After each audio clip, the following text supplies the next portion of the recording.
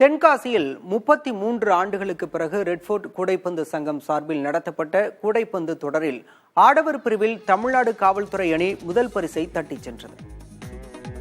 தென்காசி மாவட்டம் செங்கோட்டையில் 1971ஆம் ஆண்டு மாணவர்களால் ரெட்ஃபோர்ட் கூடைப்பந்தாட்ட கழகம் தொடங்கப்பட்டது. இச்சங்கம் சார்பில் மாவட்ட, மாநில அளவிலான போட்டிகள் நடத்தப்பட்டு வந்தன.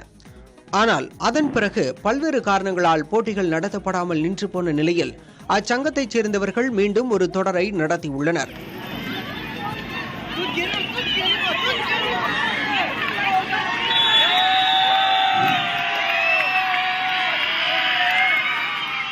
முப்பத்தி ஆண்டுகளுக்கு பின்னால் இந்த போட்டி நடைபெறுகிறது.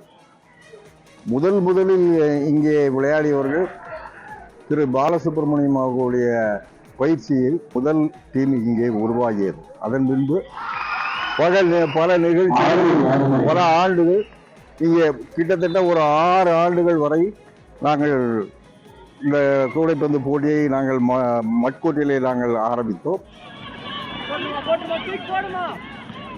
கடந்த 26ஆம் தேதி தொடங்கி 4 நாட்கள் நடத்தப்பட்ட போட்டிகளில் மாநிலத்தின் பல்வேறு பகுதிகளைச் சேர்ந்த 16 அணிகள் கலந்து கொண்டன. இதில் தமிழ்நாடு காவல்துறை அணி வெற்றி பெற்று கோப்பையை கைப்பற்றியது. மகளிர் பிரிவில் சேலம் அணியினர் முதல் பரிசை தட்டிச் சென்றனர்.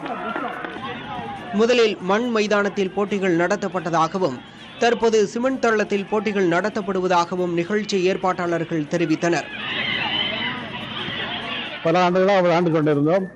அதில் நாங்கள் 4-5 முறை மாவட்ட அளவில் மற்றும் சதர்ன் டிஸ்ட்ரிக்ட் அளவில் டோர்னமெண்ட் நடத்தியிருக்கிறோம். அப்பொழுதெல்லாம் உள்ள மண் கோர்ட்டு தான், மண்ணில் தான். அந்த கோர்ட்டை சிரமப்பட்டு மேட்ச் அன்னைக்கெல்லாம் ரோல் பண்ணுவோம். இச்சங்கம் சார்பில் நடத்தப்பட்ட போட்டிகளில் விளையாடி அரசு துறைகளில் பலர் வேலைவாய்ப்பு பெற்றுள்ளனர் என பெருமிதம் தெரிவிக்கின்றனர் முன்னாள் வீரர்கள். விட்டு போன விளையாட்டை மறுபடி நடத்தணுங்கிற ஒரே எண்ணத்தில் ரெட்ஃபோர்ட் பாஸ்கெட்பால் கிளப்பு, ரோட்டரி சங்கங்கள், ஸ்கூலோடைய முன்னாள் மாணவர் சங்கம் எல்லாமே சேர்ந்து இதை நடத்துகிறோம். இதோட முக்கிய காரணம் என்னன்னா, இன்றைய சமுதாயத்தை விளையாட்டின் பக்கம் இருக்கணும். என்னன்னா, எங்களுடைய கிளப்ல விளையாடி அரசு பணிகளை சேர்ந்தவங்கள ஏகப்பட்ட பேர். நீண்ட நாட்களாக தங்கள் பகுதி இளைஞர்களுக்கு பயிற்சி அளித்து வந்த சேக் அலிக்கு விருது வழங்கி கௌரவிக்கப்பட்டது.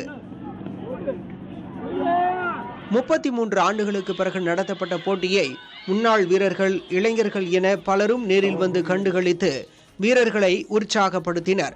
புதிய தலைமுறைக்காக செய்தியாளர் சுந்தர மகேஷ்.